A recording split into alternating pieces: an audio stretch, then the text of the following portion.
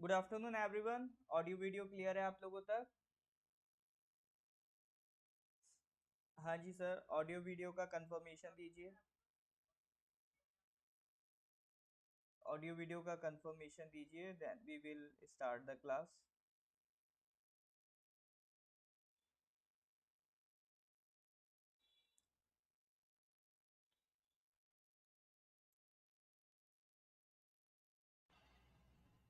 हाँ जी सर। तो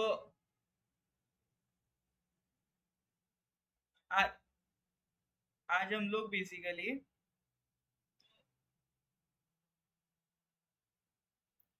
मैराथन क्लास किसका करेंगे? ज्योग्राफी का।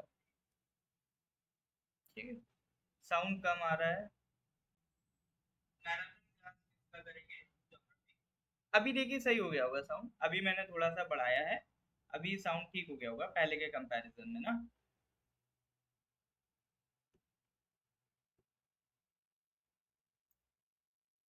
ठीक है जी। अभी पहले के कंपैरिजन में साउंड आपका बढ़ गया होगा। आप देखो सर, अभी कितना साउंड आ रहा है? आपका बढ़ गया होगा। आप देखो सर, अभी कितना साउंड आ रहा है?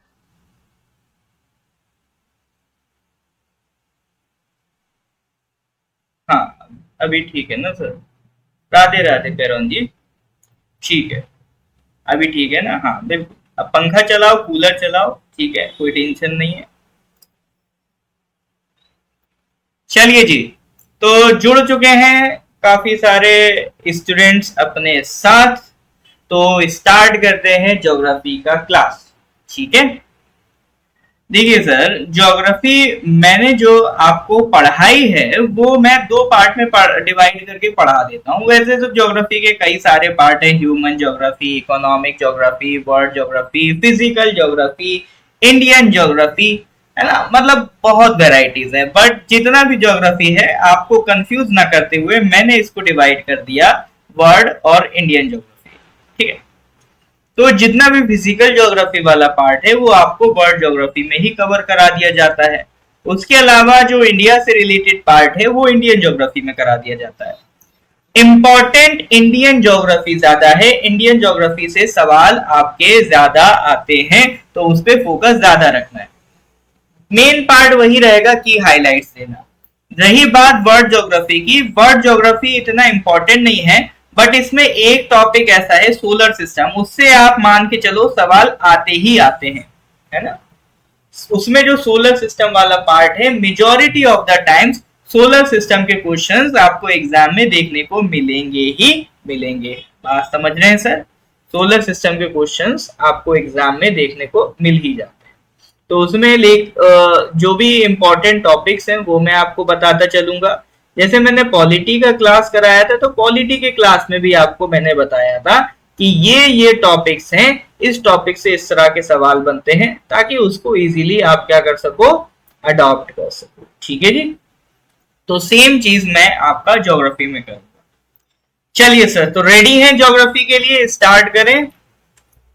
Give me a thumbs up, है ना। वीडियो को लाइक कर दीजिए, give me a thumbs up, then we will start the class.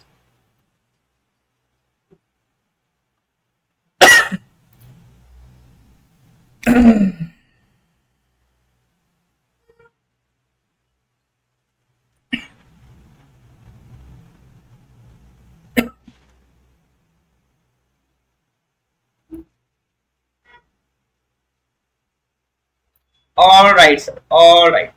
ठीक है सर, देखिए वर्ल्ड ज्योग्राफी में है, मैं सबसे पहले जो आपका बात करूंगा that will be about solar system. ठीक है, सोलर सिस्टम से रिलेटेड आपका क्वेश्चन बनता है कि जैसे कि सबसे पहले बात तो ये आती है कि सर जो भी सोलर सिस्टम है, जो भी हम एक्स वाई जेड पढ़ रहे हैं, ये किसका पार्ट है सर आपका? ये है यूनिवर्स का पार्ट। यूनिवर्स बोले तो एवरीथिंग, जो भी आप अपने पास इमेजिन कर पाते हैं। ठीक है, जो भी हम अपने आसपास इमेजिन कर पाते हैं, even till the planets, star, ये सारी चीजें ये सब किसका पार्ट है सर आपका, ये सब आपका पार्ट है यूनिवर्स का, ठीक है। इवन जो एनर्जीज भी हैं हमारे आसपास वो भी किसका पार्ट है सर, यूनिवर्स का पार्ट है। The study of universe is known as cosmology, ठीक है sir. The study of universe is known as cosmology, याद रहेगा sir, the study of universe is known as cosmology. देखिए इस पे एक क्वेश्चन तो यही डायरेक्ट बनता है कि यूनिवर्स की स्टडी क्या कहलाती है, तो यूनिवर्स की स्टडी कहलाती है कॉस्मोलॉजिस्ट, और जो इसको स्टडी करते हैं, जो इसको स्टडी करने वालों को कहते हैं कॉस्मोलॉजिस्ट, ठीक है। अब यूनिवर्स में एक सवाल बहुत ज्यादा बनता है कि ये आपका फॉर्मेशन कैसे हुआ, यूनिवर्स से रिलेटेड एक जो बहुत ज्यादा सवाल बनता है वो क्या है, ये इसका फॉर्मेशन कैसे हुआ, ठीक है। तो ओरिजिन ऑफ यूनिवर्स पे सवाल बनता है, दो तरह के सवाल बनते हैं। एक क्वेश्चन तो ऐसा होगा जो आपसे देगा पूछेगा ओरिजिन ऑफ यूनिवर्स बताओ, तो आपको कहना रहेगा बाय बिग बैंग थ्योरी, ठीक है। वो आपसे बोलेगा ओरिजिन ऑफ यूनिवर्स बताओ, तो वो आपको कहना रहेगा बिग बैंग थ्योरी। या दूसरा सवाल ऐसे आ जाएगा कि बिग बैंग थ्योरी लिख देगा और पूछेगा बिग बैंग थ्योरी किससे रिलेटेड है, माउंटेन फॉर्मेशन से रिलेटेड है, आपका वैली फॉर्मेशन से रिलेटेड है, ठीक है, या आपका क्या कहते हैं ओशियन कोलिजन से रिलेटेड है, कुछ भी तीन चार ऑप्शन दे देगा और एक ऑप्शन उसमें से होगा ओरिजिन ऑफ यूनिवर्स, ठीक है, एक ऑप्शन उसमें से होगा ओरिजिन ऑफ यूनिवर्स। तो आपको करेक्ट आंसर क्या टिक करना है, ओरिजिन ऑफ यूनिवर्स। तो big bang theory, origin of universe ये आपस में रिलेटेड है, ऑलवेज मेक श्योर ये आपको याद रहे। तो एक क्वेश्चन सीधा सीधा आपका यहां से बन जाता है। और क्या सर क्वेश्चंस बनते हैं, और क्वेश्चन सर आपके ना सोलर सिस्टम से बहुत बनते हैं।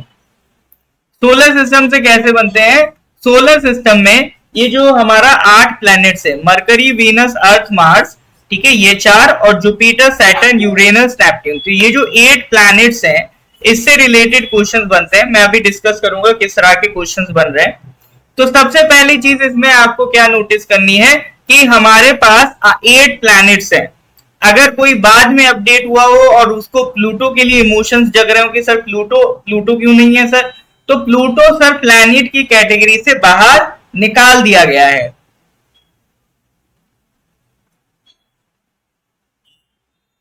पहले प्लूटो हमारे प्लैनेट का पार्ट था, प्लैनेट सिस्टम का, फिर हटा दिया गया, फिर लाया गया, फिर हटा दिया गया। तो प्लूटो काफी नाराज हो गया, इसीलिए प्लूटो का हम प्लैनेट नहीं काउंट करते हैं, बट प्लूटो को हम क्या कह देते हैं, ड्वार्फ प्लैनेट, ठीक है। Pluto is considered under dwarf planet. तो अभी तो मेन चीज क्या है, ये 8 प्लैनेट्स के ऊपर सवाल बनता है। अब इसमें एक सवाल कई बार पूछ लेता है, time taken by sunlight to reach the earth. ये भी कॉमन टाइप का क्वेश्चन है जो पिछले एग्जाम्स में आपका देखा गया है कि time taken by the sunlight to reach the earth is 8 minutes. फिर उसके बाद ये जितने भी प्लैनेट्स हैं,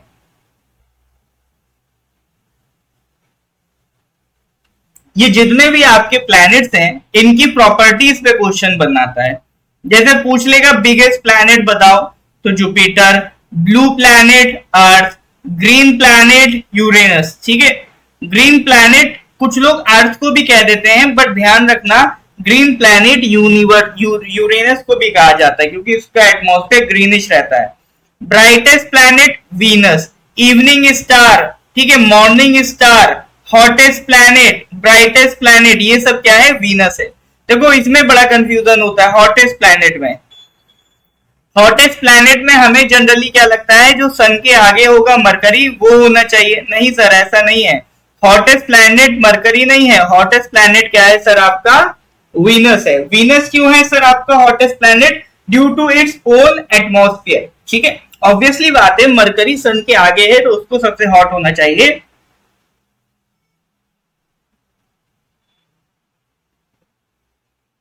लेकिन उसके बावजूद भी वीनस का एटमॉस्फेयर खुद इतना हॉट होता है कि वो उसे मरकरी से ज्यादा हॉट कर दे रहा है, ठीक है। कौन से प्लैनेट का कितना मून है, मून्स पे भी सवाल बन जाते हैं, लेकिन ऐसा नहीं कि इंडिविजुअली सारे प्लैनेट्स के आप मून याद रखते फिरो, उसकी जरूरत नहीं है, ठीक है। मैं मून्स पे भी बता दूंगा क्या क्या चीजें करके जाना।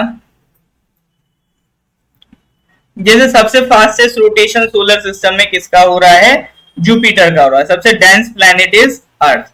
एक क्वेश्चन तो ये आता है planet with maximum number of satellite. Satellite बोले तो वही मून, किसी भी प्लैनेट के कितने मून्स हैं, ठीक है। तो planet with maximum number of satellites Saturn. फिर उसके बाद फारदेस्ट प्लैनेट फ्रॉम सन, सन से सबसे ज्यादा दूर प्लैनेट कौन सा है, नेपट्यून। और सबसे क्लोज प्लैनेट कौन सा होगा सर, नियरेस्ट प्लैनेट कौन सा होगा, मरकरी होगा।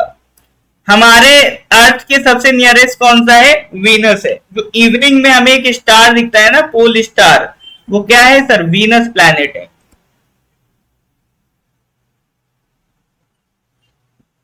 ठीक है, तो हमारा जो सबसे नियरेस्ट प्लैनेट है वो है मरकरी, और अर्थ का सबसे नियरेस्ट प्लैनेट कौन सा है, वीनस है। ठीक है, अब देखो माउंटेन पीक्स एक बार पूछ लिया, इसका मतलब ये नहीं कि आप सारे प्लैनेट्स के माउंटेन पीक्स या मून्स के याद करते जाओ, क्योंकि उतना डिटेलिंग में जाने का फायदा नहीं। एक सवाल आ गया तो आ गया, नेक्स्ट ईयर ऐसी श्योरिटी नहीं ना कि उस तरह के सवाल आएगा ही। ये इस तरह के सवाल बहुत आते हैं कि रेड प्लैनेट किसे कहते हैं, मार्स को कहते हैं। स्मॉलेस्ट प्लैनेट किसे कहते हैं, मरकरी को कहते हैं। फिर सैटेलाइट, सबसे छोटी सैटेलाइट किसकी है, मार्स की है। मार्स में दो सैटेलाइट होती है, फोबोस एंड डीमोस। तो स्मॉलेस्ट सैटेलाइट कौन सी है, सारे प्लैनेट्स की सैटेलाइट्स को आप मिला लो तो उन सब में जो सबसे छोटी है दैट इज योर डीमोस। ठीक है, और सबसे बड़ी सैटेलाइट किसकी है, जुपिटर की, गैनीमेड। ठीक है, जुपिटर की सैटेलाइट सबसे बड़ी है, दैट इज आपका गैनीमेड। तो ये भर भर के फैक्ट्स हैं, ज्यादातर सोलर सिस्टम के क्वेश्चंस आपके इन्हीं फैक्ट से निपट जाएंगे। ठीक है, एक प्लैनेट को अर्थ का ट्विन कहते हैं।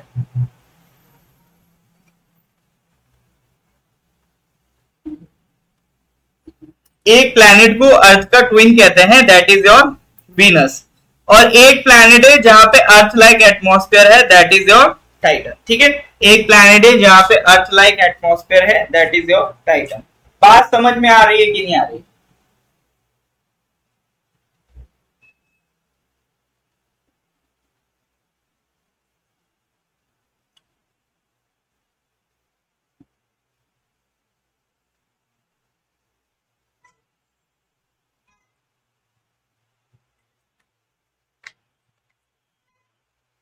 अर्थ के क्लोजेस्ट की बात कर रहा हूं मैं। देखिए दो बातें हैं, सन के सबसे क्लोज मरकरी है, बट अर्थ के क्लोज की बात करेंगे तो इट इज वीनस। ठीक है, ठीक है जीरो जी। अगर सन के नियरेस्ट की बात करेंगे तो मरकरी ही है, बट आपका अर्थ के क्लोजेस्ट की बात करेंगे तो इट इज वीनस। बहुत अच्छा सवाल है, टाइटन किसका सैटेलाइट है? ठीक है, बताइए सर, टाइटन किसका सैटेलाइट है, किसी को पता है? Titan ring, Titan ring, ring वाला कौन सा प्लैनेट है, सैटर्न है सर। टाइटन रिंग, रिंग वाला कौन सा प्लैनेट है, इट इज सैटर्न। नहीं सर, जुपिटर नहीं है, इट इज सैटर्न। ठीक है, तो ज्यादातर आपके जो क्वेश्चन है यही से निपट जाएंगे। नेक्स्ट आ जाओ आप, ये इस पे क्वेश्चन बन जाते हैं, इनर प्लैनेट आउटर प्लैनेट। ठीक है, यहां पर आप क्वेश्चन बनता हुआ देखोगे, इनर प्लैनेट और आपका आउटर प्लैनेट। तो जो मरकरी, वीनस, अर्थ, मार्स हैं, ये किस कैटेगरी में आ जाएंगे, आपका इनर प्लैनेट्स की कैटेगरी में। ठीक है, तो जो मरकरी, वीनस, अर्थ, मार्स हैं, ये सर आपका किस कैटेगरी में आ जाएंगे, ये सब आपका आ जाएंगे इनर प्लैनेट्स की कैटेगरी में। और ये जो दूसरा आपका जुपिटर, सैटर्न, यूरेनस, नेपट्यून है, ये किस में आ जाएंगे सर, आउटर प्लैनेट्स में। ठीक है, मरकरी, वीनस, अर्थ, मार्स ये हो गए सर आपका इनर प्लैनेट्स, और ये जुपिटर, सैटर्न, यूरेनस, नेपट्यून ये किस कैटेगरी में आ जाएंगे सर, आपका आउटर प्लैनेट्स की कैटेगरी में। क्लियर है सर?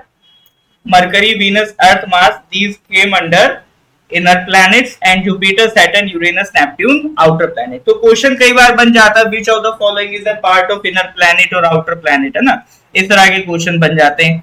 दूसरा टाइप ऑफ क्वेश्चन बनता है कि इन दोनों के बीच में एक एस्टेरॉइड बेल्ट होती है। एस्टेरॉइड क्या होता है, वो पत्थर के टुकड़े होते हैं। ठीक है, तो जैसे यहाँ पर आप देखोगे तो ये मार्स और जुपिटर के बीच में कई सारे पत्थर के टुकड़े हैं, तो ये जो पत्थर के पीसीस हैं इनको हम क्या कह रहे हैं, एस्टेरॉइड्स कह रहे हैं।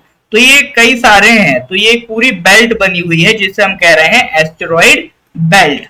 ठीक है, तो एक क्वेश्चन बन जाता है कि सर एस्टेरॉइड बेल्ट किन दो प्लैनेट्स के बीच में है, तो एस्टेरॉइड बेल्ट किन दो प्लैनेट्स के बीच में है, मार्स और जुपिटर के बीच में। ठीक है, ये भी एक क्वेश्चन बनता है कि ये एस्टेरॉइड बेल्ट कौन से दो प्लैनेट्स के बीच में है, it is in between Mars and Jupiter, इसको ध्यान रखिएगा। ठीक है, बाकी इनर प्लैनेट्स को हम टेरेस्ट्रियल प्लैनेट्स भी कहते हैं या हाई डेंसिटी प्लैनेट्स भी कहते हैं, और जो आउटर प्लैनेट्स है उन्हें हम आउटर प्लैनेट्स या जूवियन प्लैनेट्स या फिर लो डेंसिटी प्लैनेट्स भी कहते हैं। Is that clear?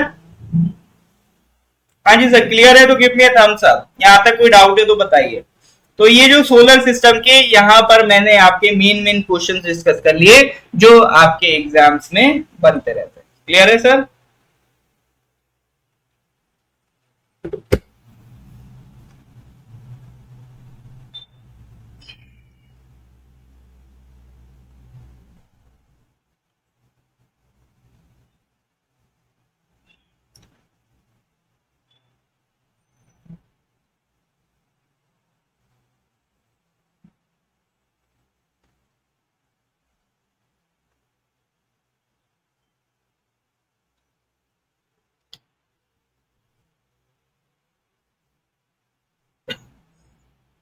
ऑलराइट, चलिए सर। तो प्लूटो को क्या कहते हैं सर, हम लोग ड्वार्फ प्लैनेट कहते हैं। ठीक है, प्लूटो को क्या कहते हैं, ड्वार्फ प्लैनेट कहते हैं। और उसको किसने डिक्लेयर किया dwarf planet, international astronomical union ने किया है। ठीक है, इंटरनेशनल एस्ट्रोनॉमिकल यूनियन ने किया है। ठीक है, तो ये ध्यान रखिएगा। फिर नेक्स्ट आता है सर आपका अर्थ। अर्थ के बारे में सबसे पहली चीज तो अर्थ की शेप ध्यान रखना सर। ऑब्लेट स्फेरॉइड भी कह देते हैं, बट ऑफिशियली देखोगे अर्थ की शेप का एक नाम भी है, दैट इज जियोइड। ठीक है, वैसे तो ऑब्लेट स्फेरॉइड भी कह देते हैं, बट ऑफिशियली अर्थ की एक शेप का नाम भी है, दैट इज योर जियोइड। ठीक है, तो ये जियोइड नाम ध्यान रखिएगा। The earth is an oblate spheroid या फिर कह लो आपका जियोइड। ठीक है जी।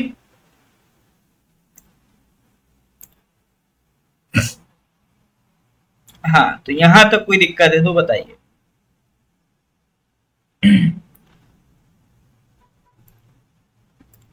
फिर इसमें सर कुछ पेरीहीलियन एपीहीलियन याद रखना। ठीक है, पेरीहीलियन पी से पास यानी अर्थ की नियरेस्ट पोजीशन टू द सन। ठीक है, ये अर्थ है। ठीक है, ये अर्थ है, ये आपका सन है। तो दो पोजीशन होती है, एक ऐसी पोजीशन होती है जब अर्थ सन से मिनिमम डिस्टेंस पे होती है, helio related to sun, helio मतलब सन। ठीक है, तो एक पोजीशन ऐसी होती है जब सन अर्थ से मैक्सिमम डिस्टेंस पे होती है। ठीक है, एक पोजीशन होती है जब अर्थ सन से मिनिमम डिस्टेंस पे होती है। तो जब वो मिनिमम डिस्टेंस पे होती है तब हम उसे कहते हैं पेरीहीलियन, और जब वो मैक्सिमम डिस्टेंस पे होती है तब हम उसे क्या कहते हैं सर, आपका एपहीलियन। ठीक है, जब वो मिनिमम डिस्टेंस पे होती है तो हम उसे क्या कहते हैं, पेरीहीलियन, और जब वो मैक्सिमम डिस्टेंस पे होती है तब हम उसे क्या कह रहे हैं सर, आपका एपहीलियन। ठीक है, तो perihelion is the nearest position of the earth to the sun, aphelion is the farthest position of the earth from sun. Clear है? इसको ध्यान रखिएगा।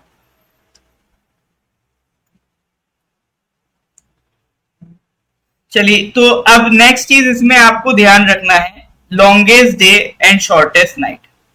इस पे भी क्वेश्चन बनते हैं सर।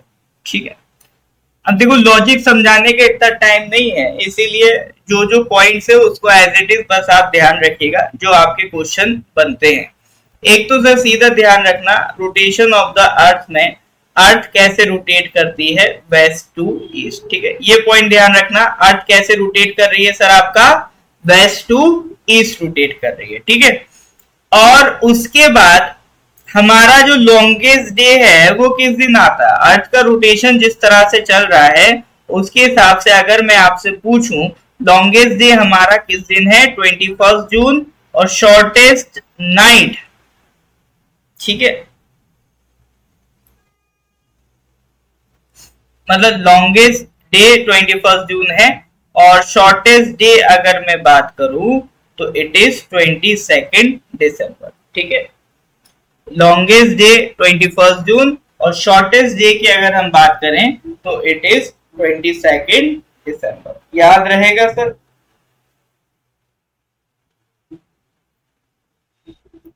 वो जनरली ऐसे आपको याद रहेंगी, छोटी छोटी रातें लंबी हो जाती हैं। ठीक है, रातें लंबी कब होती हैं? सर्दियों में लंबी होती हैं। ठीक है, तो आपका दिन छोटे हो जाते हैं। जनरली आपने सुना भी होगा कि जब सर्दियां आती हैं तो दिन छोटे हो जाते हैं, गर्मियां आती हैं तो दिन बड़े हो जाते हैं। तो वही वो कहना चाह रहा है कि गर्मी है जून में तो तब हमें लॉन्गेस्ट डे देखने को मिलेगा, और सर्दी है विंटर में तो आपका तो तब हमें शॉर्टेस्ट डे देखने को मिलेगा। तो लॉन्गेस्ट डे इज 21 जून और शॉर्टेस्ट डे इज 22 दिसंबर। लेकिन ये याद रखिएगा, ये हमारा जो ऊपर वाला नदर्न हेमिस्फीयर है ना, ये उसकी बात हो रही है। ठीक है, ये किसकी बात हो रही है? नदर्न हेमिस्फीयर की। अगर सदर्न हेमिस्फीयर की बात करेगा तो जस्ट उल्टा हो जाएगा। ठीक है, सदर्न हेमिस्फीयर में क्या होगा सर आपका? सदर्न हेमिस्फीयर में लॉन्गेस्ट डे होगा आपका 22 दिसंबर, और शॉर्टेस्ट डे होगा आपका 21 जून। वहां उल्टा आ जाता है। ठीक है, वो 21 जून शॉर्टेस्ट डे। मैं अभी आया यूट्यूब में, हाँ जी बिल्कुल ओरेकी जी, इसका जो रिकॉर्डिंग है वो आपको यूट्यूब में अवेलेबल करा दिया जाएगा। ठीक है सर, चलिए। तो ये शॉर्टेज डे, शॉर्टेज नाइट्स के रिलेटेड क्वेश्चंस आते रहते हैं, उसको ध्यान रखिएगा। ठीक है, उसके बाद सर एक और वैरायटी ऑफ क्वेश्चन है कि जैसे पहले तो आप ये समझो, एक लैटिट्यूड है सर, ये जो एक लाइन है हॉरिजॉन्टल लाइन जो हमारी अर्थ को डिवाइड कर रही है, ये हमने बनाया है अपने समझने के पर्पज से। एक तो है सर इक्वेटर 0 डिग्री पे, इसी तरह से 23.5 डिग्री नॉर्थ पे क्या है सर आपका? Tropic of cancer. ठीक है, ट्रॉपिक ऑफ कैंसर है 23.5 डिग्री पे।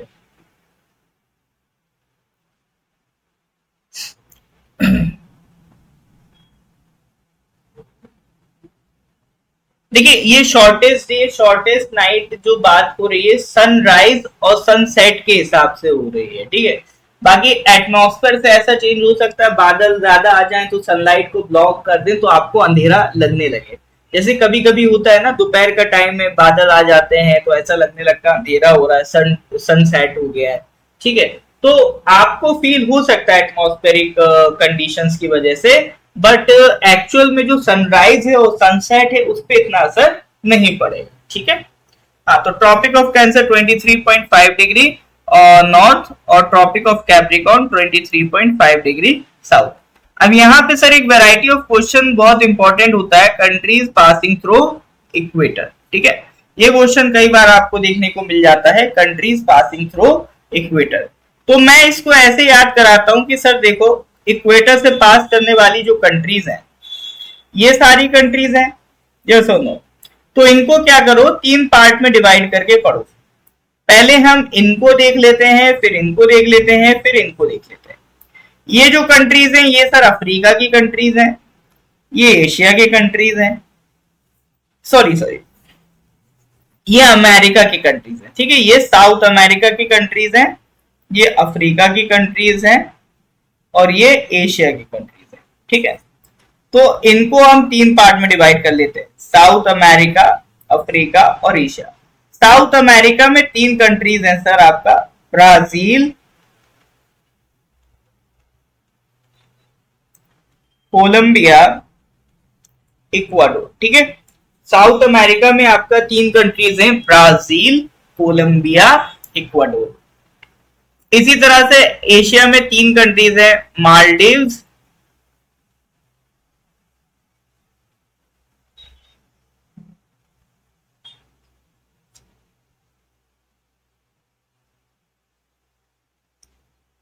ठीक है, इंडोनेशिया और किरीबाती। तो कुल मिला के इक्वेटर से पास करने वाली जो कंट्रीज हैं उनको हमने क्या करा सर? 3 पार्ट में बांट दिया। सबसे पहले इधर हमने किसको लिखा? सबसे पहले हमने इधर आपका लिखा साउथ अमेरिका की कंट्रीज को। ठीक है, तो साउथ अमेरिका में कौन कौन सी कंट्रीज हैं सर आपका, बताइए सर। बीसीई करके था, Brazil,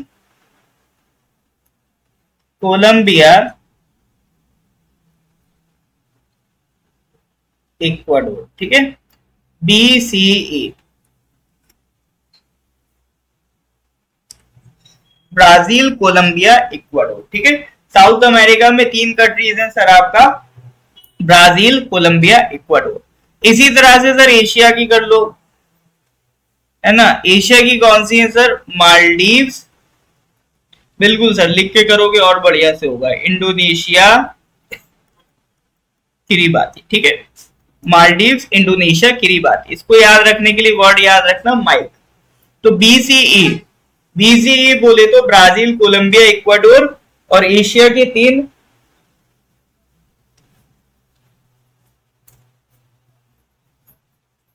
Maldives, Indonesia, Kiribati, mic. ठीक है, तो साउथ अमेरिका हो गया, एशिया हो गया। अब आता है सर आपका अफ्रीका।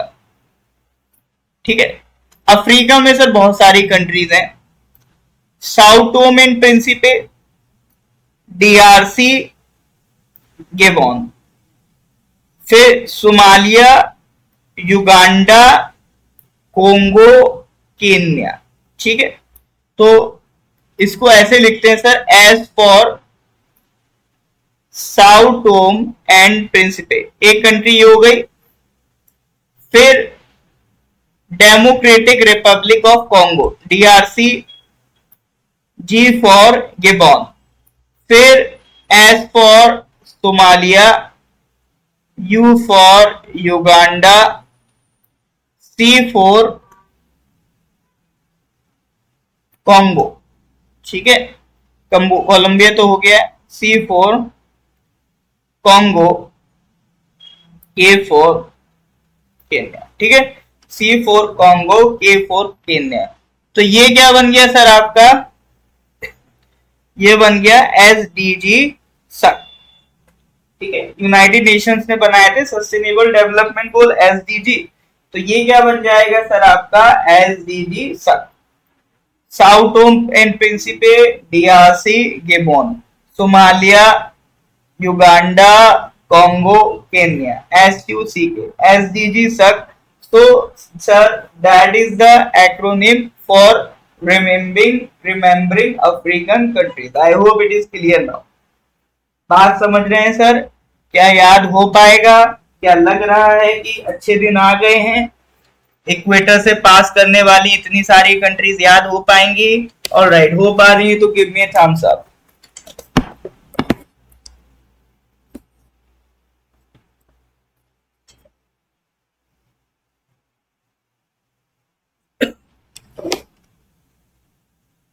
बताइए सर।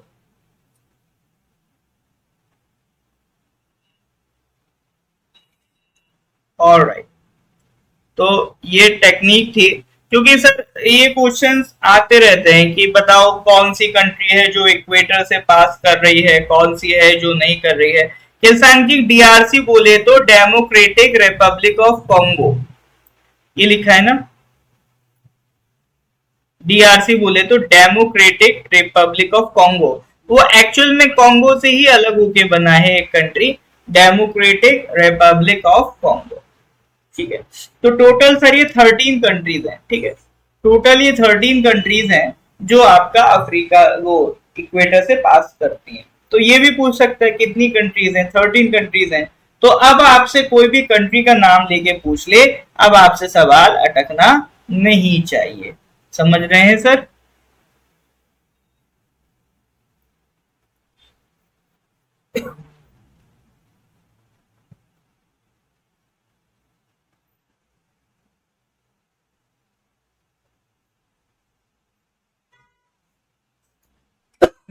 चलिए आगे और क्या पूछ लेता है आपसे, लूनार फेजेस पे पूछ लेता है सर। ठीक है ना, लूनार फेजेस पे कि जब मून सन अर्थ एक लाइन में होंगे ठीक है, मून सन अर्थ आपका एक लाइन में होंगे, तो इधर आपको क्या देखने को मिल रहा है, हाई टाइड देखने को मिल रहा है। ठीक है, एक्लिप्सिस में, एक्लिप्स में सर दो ही एक्लिप्स हैं, सोलर एक्लिप्स, लूनर एक्लिप्स। ठीक है, सोलर एक्लिप्स कब हो रहा है, ठीक है, सोलर एक्लिप्स कब हो रहा है, जब आपका अर्थ और सन के बीच में कौन आ रहा है, मून आ रहा है। ठीक है, अर्थ और सन के बीच में कौन आ रहा है, मून आ रहा है।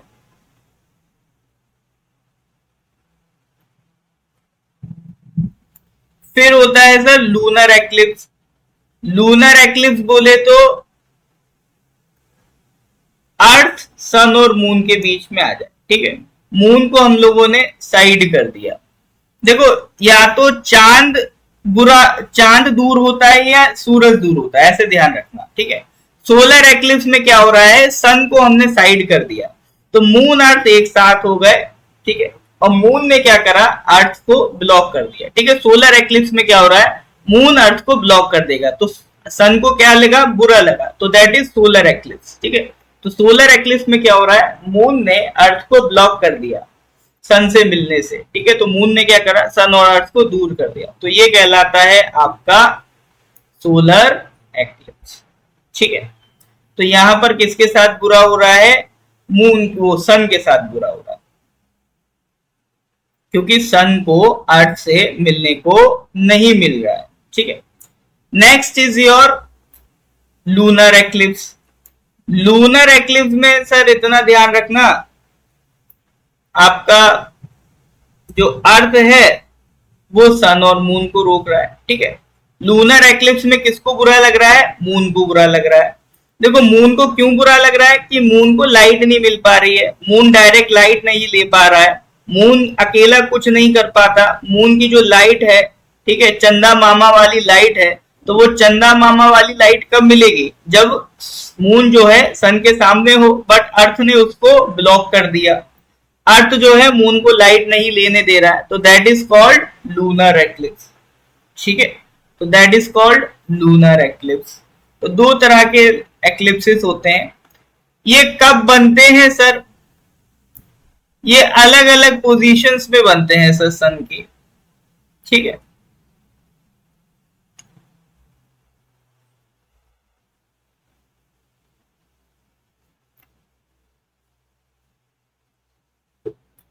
देखिए full moon and new moon क्या होता है, फुल मून और मून, न्यू मून भी सोलर एक्लिप्स से ही रिलेटेड है।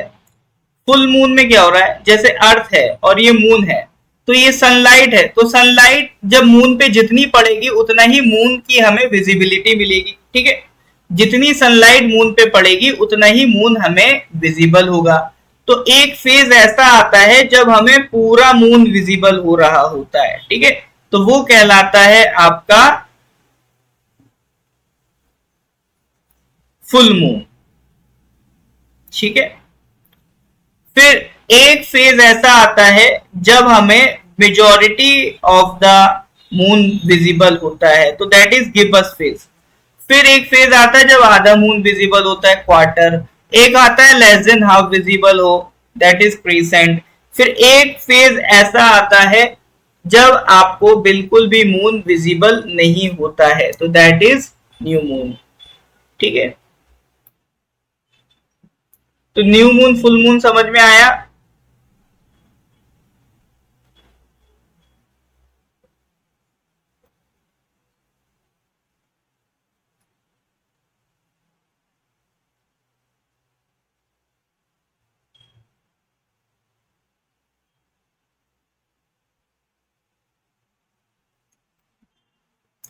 तो न्यू मून के टाइम पे आपको क्या देखने को मिलेगा, सोलर एक्लिप्स।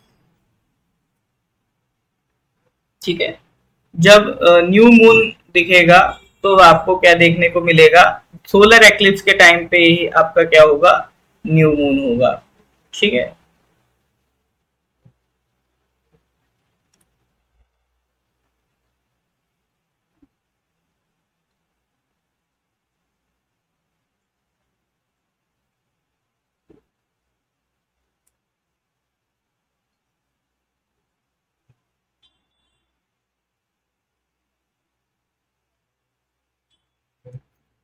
तो न्यू मून जब होगा तो वो सोलर एक्लिप्स से रिलेट होगा, फुल मून आपका लूनर एक्लिप्स से रिलेट होगा। ठीक है, तो फुल मून में आपको पूरा चांद दिखाई दे रहा है ना, तो that is related to lunar eclipse. ठीक है, नहीं सर, लूनर एक्लिप्स में आपको पूरा चांद दिखाई देगा। ठीक है,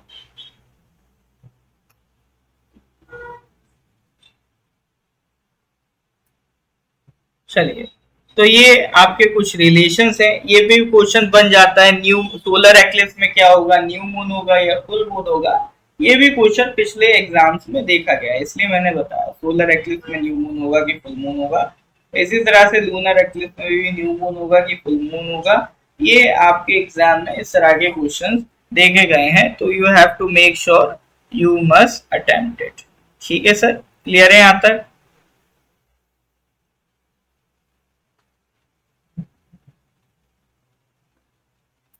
उसके बाद एक चीज और करके चले आना सर, हर एक कॉन्टिनेंट की हाईएस्ट माउंटेन पीक जरूर करके जाना आप। ठीक है, हर एक कॉन्टिनेंट की हाईएस्ट माउंटेन पीक, लोएस्ट मत करना भले, हाईएस्ट माउंटेन पीक जरूर करके जाना। जैसे अफ्रीका की क्या है, माउंट किलिमंजारो इन तंजानिया। ठीक है, तो ये जो हर एक कॉन्टिनेंट की highest peak, that is important. फिर रॉक्स में भी इस तरह के क्वेश्चंस करके चले जाना आप। पहले तो ये पता होना चाहिए कि कोई कोई भी रॉक है वो इग्नियस है, मेटामॉर्फिक है या आपका सेडिमेंट्री है। ठीक है, तो कोई भी रॉक आप जो पढ़ रहे हो वो आपको पता होना चाहिए इग्नियस है, सेडिमेंट्री है या मेटामॉर्फिक है। तो इसमें ये जरूर करना। तो यहाँ पर सर एग्जांपल्स लिखे हैं कि ग्रेनाइट कैसी है, इग्नियस रॉक है। बेसॉल्ट इग्नियस रॉक है। ग्नीस मेटामॉर्फिक रॉक है। ग्रीन स्टोन मेटामॉर्फिक रॉक है। तो इस तरह के क्वेश्चन बन जाएंगे। या दूसरा वैरायटी ऑफ क्वेश्चन है, वो आपसे पूछ लेगा, जैसे जो इग्नियस और सेडिमेंट्री रॉक है ना, यही विद टाइम क्या बन जाती हैं, मेटामॉर्फिक रॉक बन जाती हैं। ठीक है, तो जो इग्नियस और सेडिमेंट्री रॉक हैं, ये विद टाइम क्या बन जाती हैं, आपका मेटामॉर्फिक रॉक बन जाती हैं। तो दूसरा वैरायटी ऑफ क्वेश्चन जो आपको यहाँ पे रिमेंबर करना है, जो आपको यहाँ पर याद रखना है, वो क्या है कि हाँ, कि लाइमस्टोन क्या बनेगा, मार्बल बनेगा। कोल क्या बनेगा, ग्रेफाइट बनेगा। सैंडस्टोन क्या बनेगा, क्वार्टजाइट बनेगा। ठीक है, आपका स्क्रीन पे एक नंबर चल रहा है, उस पे आप बात कर सकते हैं कि मैथमेटिक्स का डेमो कब होगा। ये सारी चीजें आपको उसमें अवेलेबल करा दी जाएंगी। स्क्रीन पे जो नंबर चल रहा है उस पे आप बात कर सकते हैं। ठीक है, तो ओरिजिनल रॉक क्या थी और उसकी मेटामॉर्फिक फॉर्म क्या है, इस पे भी आपके क्वेश्चन बनते रहते हैं। तो रॉक्स में दो तरह के सवाल मैंने आपको बताए। एक तो वो पूछ लेगा ये टाइप ऑफ रॉक क्या है, दूसरा वो पूछ लेगा इसकी मेटामॉर्फिक फॉर्म क्या है या इसकी इग्नियस फॉर्म क्या थी। तो ये पूरी टेबल से आप वो चीज प्रिपेयर कर सकते हो। क्लियर है सर? हाँ जी सर, यहां तक कोई डाउट है तो do let me know. Clear है तो give me a thumbs up.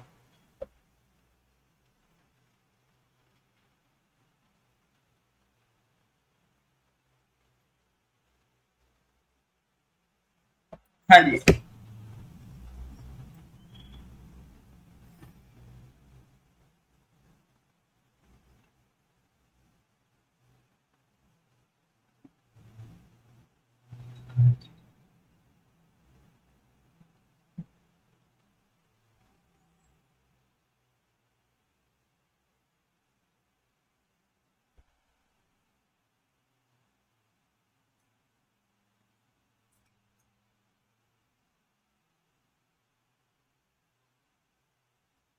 Alright. चलिए सर, तो ये रॉक सिस्टम के बाद हम आगे बढ़ते हैं। फिर डिजास्टर्स पे क्वेश्चंस आ जाते हैं सर, अर्थक्वेक पे क्वेश्चंस आ जाते हैं।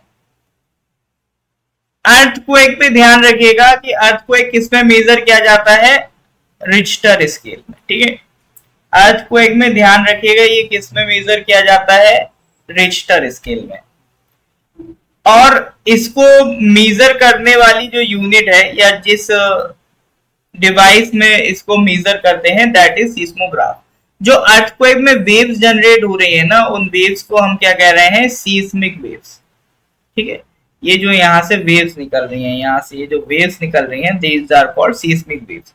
तो उन्हीं को मेजर करने वाला जो ग्राफ है, वो जो चार्ट है, वो कहलाता है आपका सीस्मोग्राफ। ठीक है, मर्सेली स्केल पहले चलता था, जैसे आज रिश्टर स्केल चलता है, तो आज के टाइम में हम क्या यूज करते हैं, रिश्टर स्केल। तो एक तो सर मेन पॉइंट होता है जहां पर किसी तरह का कोलिजन हुआ होगा, ठीक है, उस कोलिजन के बाद वहां से वेव्स निकली होंगी, तो वो आगे जाएंगे। बट कोलिजन वो जिस पॉइंट पे हो रहा है, दैट पॉइंट इज फोकस। ठीक है, जिस पॉइंट पे कोलिजन हो रहा है, दैट पॉइंट इज फोकस। अब यहां से अलग अलग डायरेक्शन में वेव्स निकलेंगी। ठीक है, अलग अलग डायरेक्शंस में वेव निकलेंगी। तो जो सबसे पहले अर्थ पे वेव पहुंचेगी, वो कौन सी वाली होगी sir, A B C D. Earth पर ये 4 वेव मैंने बनाई है, इन 4 में से अर्थ पर पहुंचने वाली सबसे पहली वेव कौन सी होगी सर?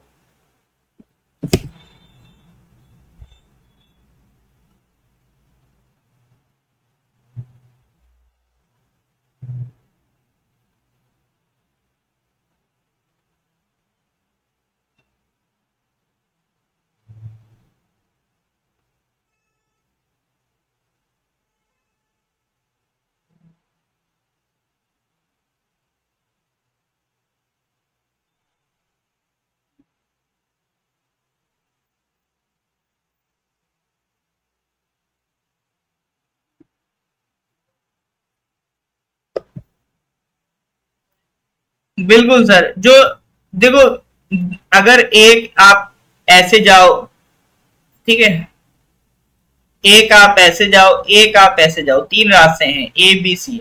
तो जो परपेंडिकुलर वाला रास्ता होता है, 90 डिग्री वाला रास्ता होता है, वो सबसे शॉर्ट होता है। तो यहां पर जो वेव बिल्कुल सीधी जाएगी, बी वाली वेव, ये सबसे पहले पहुंचेगी। ठीक है, ये बी वाली वेव सबसे पहले पहुंचेगी। देखो, आपसे वो सीस्मिक जोन्स प्लॉट नहीं कर पाएगा, तो आपको उतना याद रखना पड़ेगा कौन सा वीक जोन है, कौन सा स्ट्रॉन्ग जोन है।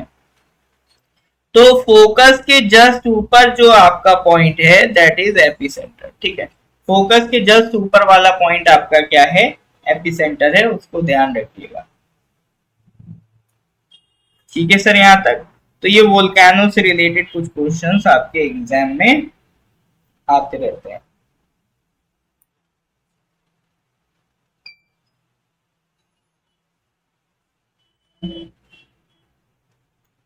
देखिए, 2 तरह की वेव जनरेट होती हैं, एक पी वेव होती है और एक एस वेव होती है। पी मतलब बोले तो प्राइमरी वेव है, और एस बोले तो सेकेंडरी वेव है। पी वेव्स मतलब जिनकी स्पीड ज्यादा होती है, वो पहले पहुंच जाती हैं।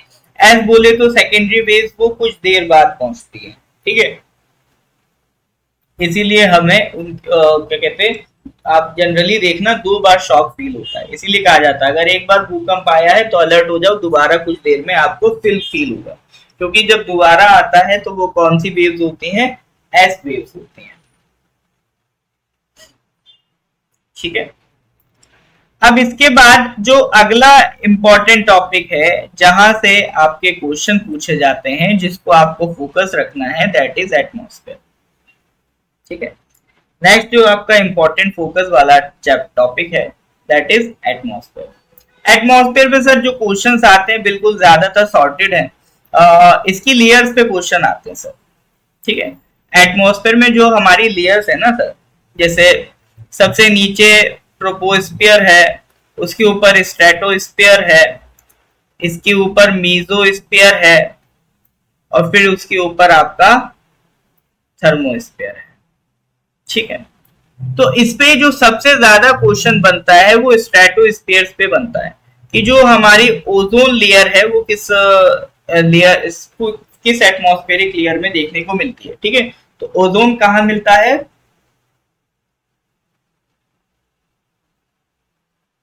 It is stratosphere. ठीक है, तो ओजोन पे सर काफी ज्यादा ये क्वेश्चन काफी ज्यादा पूछा जाता है कि बताइए जरा ओजोन आपका कौन सी लेयर में मिलता है, तो ओजोन मिलता है आपका स्ट्रेटोस्फीयर में।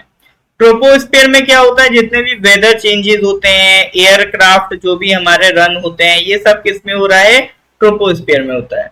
मीजोस्फेयर में आपको देखोगे तो रेयर एटमॉस्फेयर देखने को मिलता है, ठीक है। इवन जो मीटियोर की बर्निंग होती है, मीटियोर जो हमारे अर्थ पे एंटर करता है, तो उसकी बर्निंग जो होती है वो इसी मीजोस्फेयर में आके स्टार्ट होती है, ठीक है।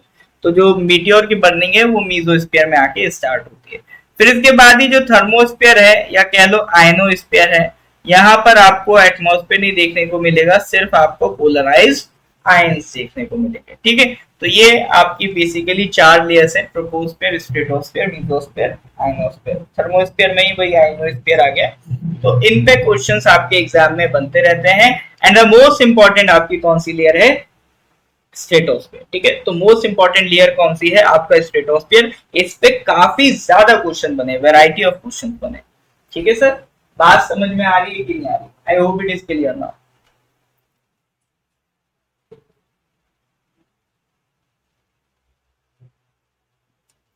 तो ये कुछ इंपॉर्टेंट टॉपिक्स हैं जो आपका वर्ल्ड ज्योग्राफी के नाम पे आपसे पूछ लेता है। क्लियर है तो गिव मी थम्स अप। फिर इसके बाद हम स्टार्ट कर रहे हैं सर, इंडियन ज्योग्राफी से क्या क्या क्वेश्चंस बन जाते हैं, तो एक बार उसको भी गो थ्रू कर लेंगे। तो इंडियन ज्योग्राफी वाला पार्ट भी हम एक बार देख लेते हैं, ठीक है सर।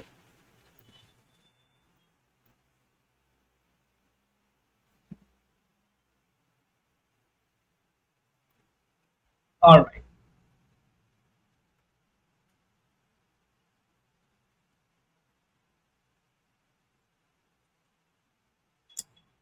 सैटेलाइट सर इन लेयर्स में थोड़ी ना होता है, सैटेलाइट तो अर्थ के बियॉन्ड होता है। ये जो लेयर्स हैं ये इन लेयर्स के बियॉन्ड होता है सर।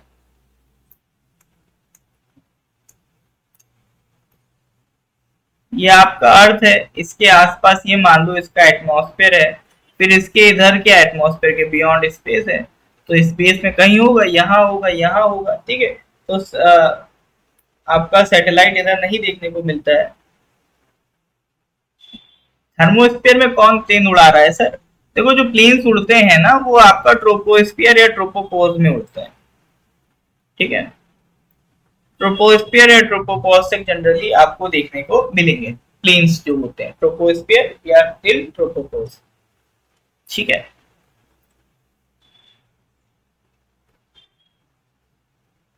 चलिए नेक्स्ट आ जाओ सर, आपका इंडियन ज्योग्राफी, ठीक है।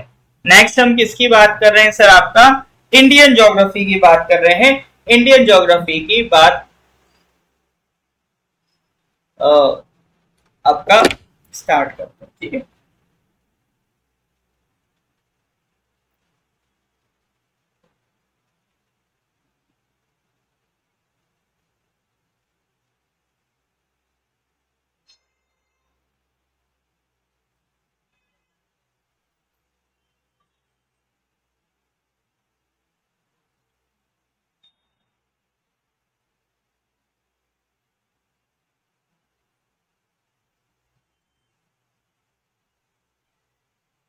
देखिए जो बैलिस्टिक मिसाइल होती है इनकी रेंज बहुत ज्यादा होती है, तो ये आपका जो पूरा एटमॉस्फेयर है उसको भी क्रॉस कर सकती है।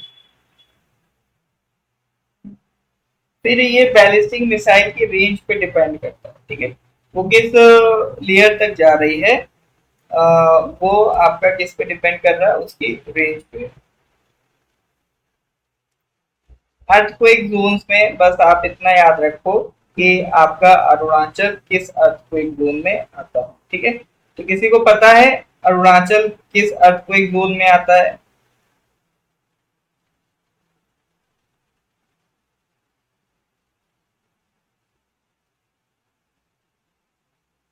बाकी वो अरुणाचल जी के मैंने ऑलरेडी आपको बता रखा है कि जो अर्थक्वेक है वो आपका किस जोन में आता है।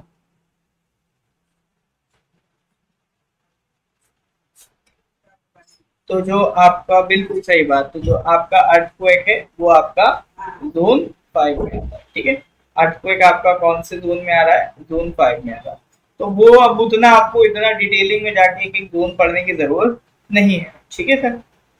चलिए अब आता है सर आपका ज्यादा इंपॉर्टेंट वाला पार्ट। तो ज्योग्राफी का ज्यादा इंपॉर्टेंट वाला पार्ट इज योर आपका इंडियन ज्योग्राफी।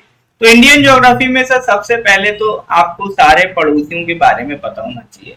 ठीक है, हमारे जो बड़े बड़े पड़ोसी हैं, पाकिस्तान है, ठीक है, फिर इधर चाइना है, फिर इधर आपका बांग्लादेश है, फिर भूटान, ये म्यांमार है, भूटान है, नेपाल है, और कौन है इधर सर आपका अफगानिस्तान। ठीक है, तो ये वो कंट्रीज हैं जिनके साथ हम लैंड बॉर्डर शेयर करते हैं। ये वो कंट्रीज हैं जिनके साथ हम क्या शेयर करते हैं सर, आपका लैंड बॉर्डर शेयर करते हैं।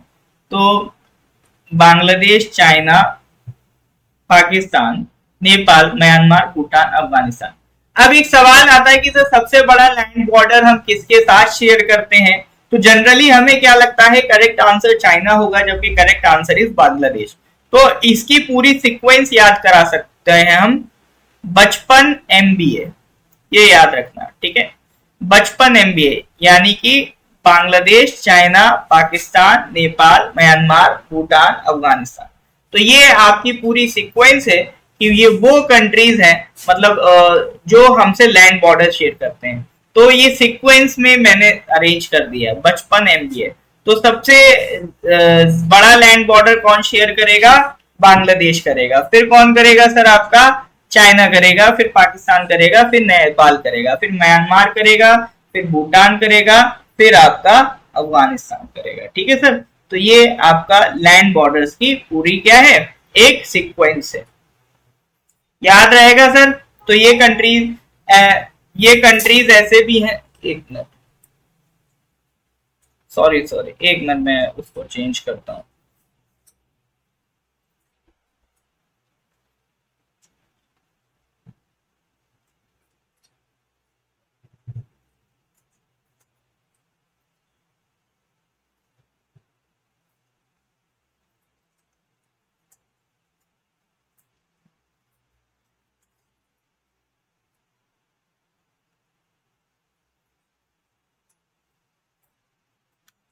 अभी देखो आएगा।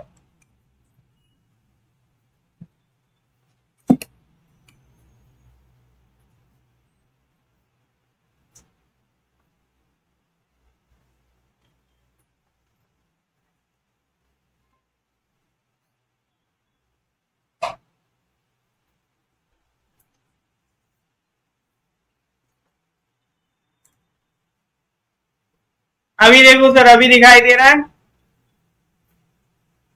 हाँ जी सर, अभी स्क्रीन दिख रहा है?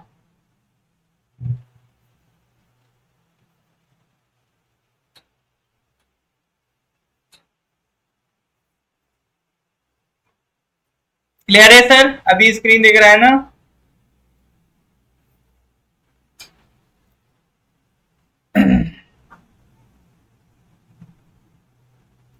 मैंने क्या बोला, मैंने लैंड बॉर्डर की बात की है ना सर। श्रीलंका के साथ हम लैंड बॉर्डर शेयर नहीं करते।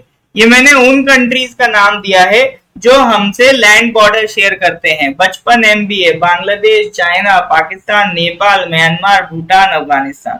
फिर वाटर के हिसाब से देखोगे तो मालदीव भी हमारा पड़ोसी है, श्रीलंका भी हमारा पड़ोसी है, ठीक है, और इंडोनेशिया भी है फिर इस तरह से। बट लैंड बॉर्डर की बात करें तो हमारे कितने पड़ोसी हैं? 7 पड़ोसी हैं, 7 कंट्रीज हमारे नेबर्स हैं, अगर we talk about land border.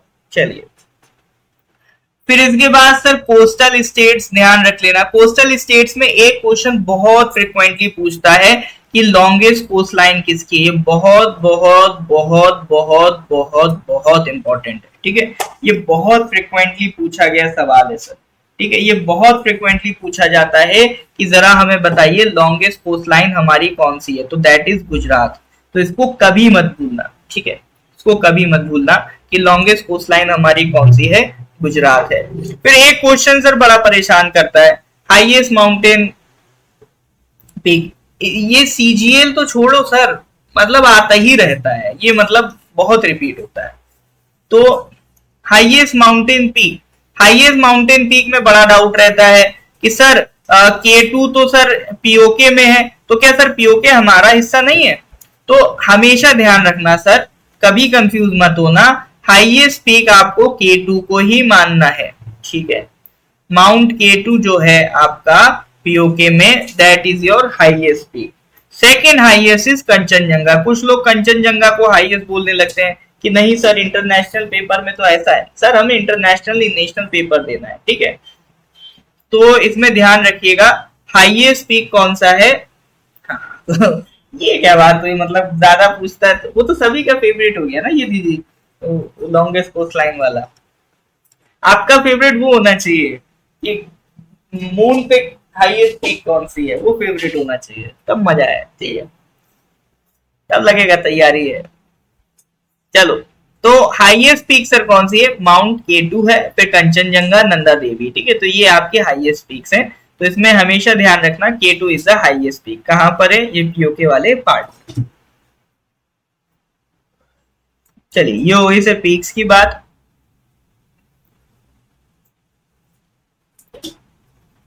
फिर आइलैंड्स अगर देखो तो सर दो आइलैंड्स है हमारे पास, अंडमान निकोबार एंड लक्षद्वीप, ठीक है। बाकी इनकी जो डिटेलिंग है वो इतना पूछता नहीं है, बट अगर पूछ भी ले तो ध्यान रखना अंडमान निकोबार में मेनली जो आइलैंड्स है north Andaman, middle Andaman, lower Andaman, little Andaman. इसी तरह से निकोबार में car Nicobar, little Nicobar, great Nicobar, ये आइलैंड्स के ग्रुप्स हैं। अच्छा, इसमें एक ध्यान रखना अंडमान ग्रुप ऑफ आइलैंड्स और निकोबार ग्रुप ऑफ आइलैंड्स, इन दोनों के बीच में जो वाटर बॉडी है उसको हम क्या कहते हैं, 10 डिग्री चैनल, ठीक है, उसको हम क्या कहते हैं, 10 डिग्री चैनल। तो Andaman and Andaman group of islands and Nicobar group of islands में बीच में एक वाटर बॉडी है जिसको हम क्या कहते हैं, 10 डिग्री चैनल है। इंपॉर्टेंट है, याद रखिएगा। सर माउंट एवरेस्ट जो है वो इंडिया का नहीं है, माउंट एवरेस्ट दुनिया का हाईएस्ट पीक है, वर्ल्ड का हाईएस्ट पीक है। माउंट एवरेस्ट बेसिकली नेपाल में लाई करता है, ठीक है। तो वो इंडिया का हाईएस्ट पीक इज केटू। 10 चैनल्स नहीं सर, 10 डिग्री चैनल, ठीक है। तो 10 डिग्री वाला लैटिट्यूड एक्चुअली यहां से पास करता है, तो उसके नाम पे इसका नाम पड़ गया 10 डिग्री चैनल। तो इंडिया का केटू है, वर्ल्ड का आपका माउंट एवरेस्ट है, ठीक है सर, याद रहेगा। ऑलराइट सर, फिर इसके वही सर फिजिकल फीचर्स हैं, फिजिकल फीचर्स देखने हैं, और आपका ड्रेनेज सिस्टम है। देखो ड्रेनेज सिस्टम में तो मतलब आपको क्या क्या ध्यान रखना है, जैसे मेन आपका एक तो इंडस रिवर सिस्टम है ना, एक गंगा रिवर सिस्टम है, और एक आपका ब्रह्मपुत्र रिवर सिस्टम है। ये 3 रिवर सिस्टम इंपॉर्टेंट है, इनके ट्रिब्यूटरीज ध्यान रख लेना सर। रिवर से 2 तरह के क्वेश्चन जनरली, 3 तरह के मान लो बन जाते हैं रिवर से। एक जो सबसे ज्यादा पूछे जाने वाला आपका क्या कहते हैं सवाल है, वो ट्रिब्यूटरी पे आता है, रिवर्स पे, ठीक है। रिवर्स पे जो सबसे ज्यादा पूछे जाने वाले सवाल है ट्रिब्यूटरी पे आता है, और पिछले एग्जाम्स में देखा गया है आपका ईस्ट एंड वेस्ट पॉइंट पे सर क्वेश्चन बनते नहीं उतना, जो ज्यादातर बनते हैं वो ट्रिब्यूटरी पे बनते हैं, और साउथ इंडिया की रिवर्स पे क्वेश्चन देखे गए हैं पिछले कुछ एग्जाम्स में। एपीएसएसबी में साउथ इंडिया की रिवर्स की जो ट्रिब्यूटरीज है ना, जैसे भीमा किसकी ट्रिब्यूटरी है ना, इस तरह के क्वेश्चंस आपके पूछे गए हैं। दूसरा एक टाइप ऑफ क्वेश्चन बनता है कोई भी रिवर का ओरिजिन क्या है, ठीक है, ये एक टाइप ऑफ क्वेश्चन हो गया। तीसरा इस पे बनता है सिटी, कि कौन सा शहर किस नदी के किनारे, की जैसे पूछ लेगा बताओ सर आपका जो लखनऊ है वो गोमती के किनारे है, या आपका जैसे कि गुवाहाटी है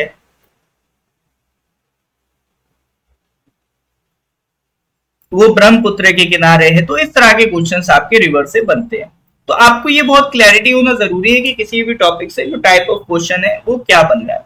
तो देखो ट्रिब्यूटरी और ओरिजिन से रिलेटेड मैंने ऑलरेडी आपका ड्रेनेज सिस्टम की ओपन टू ऑल क्लासेस करा रखी हैं, जिसमें सारे इंपॉर्टेंट रिवर्स और उनकी ट्रिब्यूटरीज विद ओरिजिन सब याद कराया है मैंने, ठीक है, सब याद कराया है। तो आप चाहो तो 2-3 क्लास का वो टॉपिक है, आप चाहो तो अगर टाइम हो तो उसको देख सकते हो, ठीक है। तो वहां पर सर आपका ये जो पार्ट है इसको जरूर देख के जाना है, ठीक है। ट्रिब्यूटरी में खास तौर से जो साउथ इंडिया की रिवर्स है ना, गोदावरी, महानदी, कृष्णा, कावेरी, ठीक है, स्पेशली इनको जरूर देख के जाना, बाकी देखो ना देखो इनको जरूर एक बार देख के जाना। गोदावरी, महानदी, कृष्णा, कावेरी, इन रिवर्स की ट्रिब्यूटरीज एग्जाम में जाने से पहले आप जरूर करके जाइएगा, ठीक है। तो ये आपसे एग्जाम में पूछता रहता है, ये ध्यान रखिएगा। और नहीं तो drainage system north east PSC करके सर्च कर लेना, मैंने इस पे करीब करीब 3 क्लासेस कराई हैं, तो वो आपको वहां पर मिल जाएगा। बाकी शहर भी पूछ लेता है कि कौन सा शहर किस नदी के किनारे बसा हुआ है, ठीक है। तो इस तरह के क्वेश्चंस आपको एग्जाम में इधर देखने को मिल जाएंगे। फिर अगला जो एक वैरायटी ऑफ क्वेश्चन है वो सर एग्रीकल्चर से रिलेटेड मिल जाता है, कि खरीफ क्रॉप कौन सा है, रबी कौन सा है, जायद कौन सा है, ठीक है। और कौन सी क्रॉप आपका वाटर मांगती है, तो ऑब्वियसली बात है जो जून जुलाई में उगाई जा रही है वो वाटर ज्यादा मांग रही होगी, लाइक राइस हो गया, कॉटन हो गया एंड आपका जूट हो गया, ये सारी चीजें। सिटिंग जी 9 नेशनल पार्क बिल्कुल याद है कि नहीं है कि भूल गए, ठीक है, याद है कि नहीं है भूल गए, बताइए सर। ये बड़ा दिलचस्प क्वेश्चन पूछा है यीदी जी ने कि आपका मुंबई किस नदी के किनारे है। देखिए मुंबई जो है वो समंदर के किनारे है, ठीक है, मुंबई को समंदर ने घेर रखा है, ठीक है। बाकी वहां पर एक नदी देखने को मिल जाती है उल्हास नदी, अदरवाइज मुंबई आप देखोगे तो वो समंदर किनारे का शहर है सर, ठीक है, कोस्टल सिटी है, तो वहां फिर हम लोग उसकी बात नहीं करते हैं कि वो किस नदी के किनारे, ठीक है सर। चलिए नेक्स्ट एग्रीकल्चरल रेवोल्यूशन पे क्वेश्चन बन जाते हैं कि बताइए सर येलो रेवोल्यूशन किससे रिलेटेड है, ग्रीन रेवोल्यूशन किससे रिलेटेड है ना, आपका व्हाइट रेवोल्यूशन किससे रिलेटेड है। इसमें एक तो ये जरूर ध्यान रखना, इंडिया में फादर ऑफ ग्रीन रेवोल्यूशन किसे कहा जाता है, ठीक है, इंडिया में फादर ऑफ ग्रीन रेवोल्यूशन किसे कहा जाता है, तो it is doctor MS Swaminathan, ठीक है। और इसी तरह से अगर आपसे कोई पूछे कि बताइए फादर ऑफ